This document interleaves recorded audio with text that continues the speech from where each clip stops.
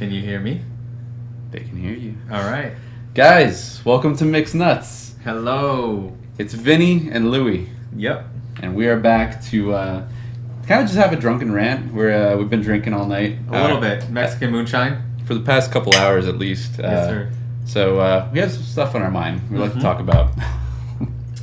So the first one I would like to talk about would be how nobody ever told me that Dolly Parton originally sang the song I Will Always Love You, because I heard Whitney sing it and I was like, yo, this is phenomenal, this is an old school thing, like, you know, it just brings the mood. And I mean, the lyrics are beautiful, and it totally gets the message across. It's iconic. Very iconic. And like the vocal pitch and the power that Whitney had behind it was so potent. But Absolutely. just recently I was watching the TikTok, and Dolly was saying how Elvis Presley originally loved that song and wanted to do a duet with Dolly, and I guess the record labels, there was some like financial like issues like involved, and they couldn't do it. And Dolly cried that night, and I was like, that was originally Dolly's song. So like, of course, naturally, I had to YouTube it, and I was like, yo, like it struck me like a lightning bolt, and I was like, it was just so elegant and natural, and you could tell when she wrote and performed that song, like, she meant it. It's completely different. Yeah, I heard it tonight for the first time actually, and it's just such a different tone compared to Whitney Houston. You know, Whitney, she belts it, and she has her own spin on it for sure, and she puts a ton of emotion into it too. But it's not as, I want to say, soulful as Dolly's version. I don't know.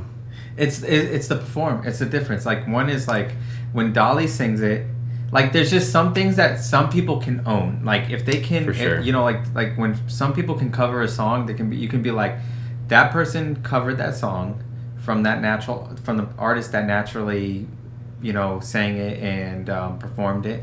When someone covers it, you can be like, that person owned it because they legitimately felt it. Yeah, absolutely. And sometimes someone can actually like write a song and perform it, and you could tell like they wrote it and performed it. Like, for instance, June Carter, when she did the Ring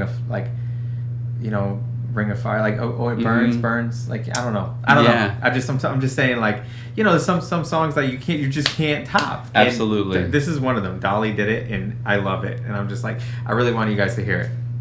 For sure. Play the clip. Your way, and so I'll go, and yet I know that I'll think of you each step of the way. And I will always love you. I will always love you. And speaking of Johnny Cash, also Hurt by 9 Inch Nails. Johnny Cash owned that song. Yeah.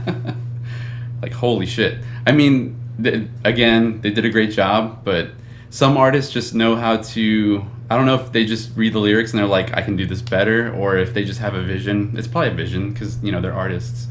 And they just, oh my God. Some things you just feel in your bones. Absolutely. You just feel Yeah. it in your veins. It's like, you know, it's just, you know, like, if you, I don't know, like, it's like, if you got that raw emotion, it's just, you can't fake the funk. And some people are performers, and they're really good at manipulation, and, like, you know, like, get it, like, you know, just trying to, like, you know, get likes, or, you know, whatever it is. But I got the moonshine talking right now and getting in the way. But I'm just saying, like, some things you just can't fake.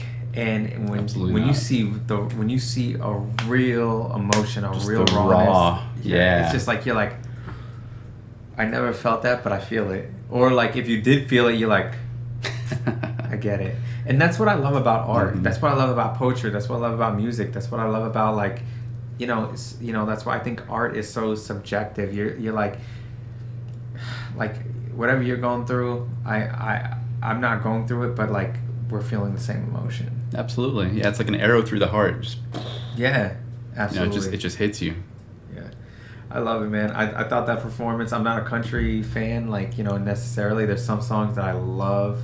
I am not biased necessarily, but I think if when it comes to country songs, it's like when they talk about heartbreak or love or whatever like they're going through, man, they really know how to do it. Yeah, I agree. Country I hate on country a lot because, especially bluegrass. I can't stand bluegrass. But honestly, a lot of country songs, you can just feel the emotion. Very few genres just evoke that as much as country does. So props to all those singers. Especially, Dolly Parton. Ooh, just killed it. Damn, like I always I never listened to Dolly before in my life, and somehow neither have I. I don't know how she got on my algorithm, but like she came across it, I was like, yo. She's like, hey, baby. Yeah, I was like, yo. First of all, I've never seen you this young. I've never seen you this beautiful, and I never heard you sing like this. And when she did it, she stole my heart. I'm like, who hurt you? I want to hug you right now. Yep. I don't care what he did to you. I'm in love. And I am in love, and you should love me too.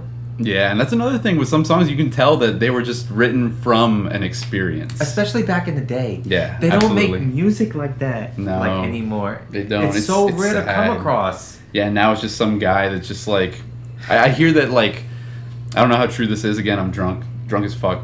I hear that 90% of pop music, there's just one guy that writes all the lyrics for that. That's Sharon.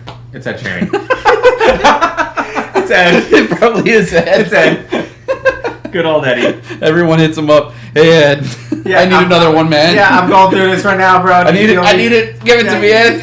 Yeah. Do you still have your cat? It's like, I do, and I got you. Yeah.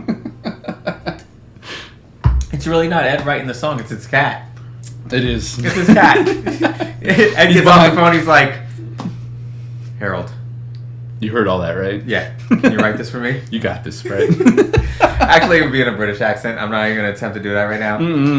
No. We'll just look like fools. Yeah, exactly. But, yeah, man, I feel like, music is not what it used to be. I mean...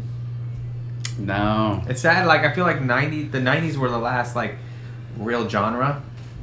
The real, hardcore, raw music, Yeah, it did all start just losing its soul after that point. Yeah, the actual artistic vibe, it's sad. Super sad. I still jam out to... I mean, there's some good songs, don't get me wrong. Taylor Swift is an OG. For sure, yeah. What's another one? Damn.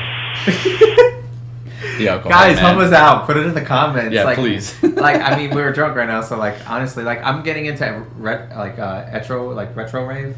I almost said etro because I'm in Houston right now. Etro Club. Shout out Etro Club. Shout out Etro Club. So retro rave right now. I am I mean, don't get me wrong. There's some phenomenal country rock artists out right now. Zach Bryan is really good. For sure. Very poetic.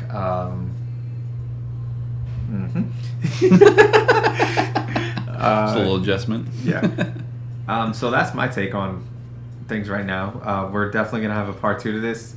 Absolutely. So before we get any drunker, we're gonna end this right now. All right. Peace out, guys. Peace out.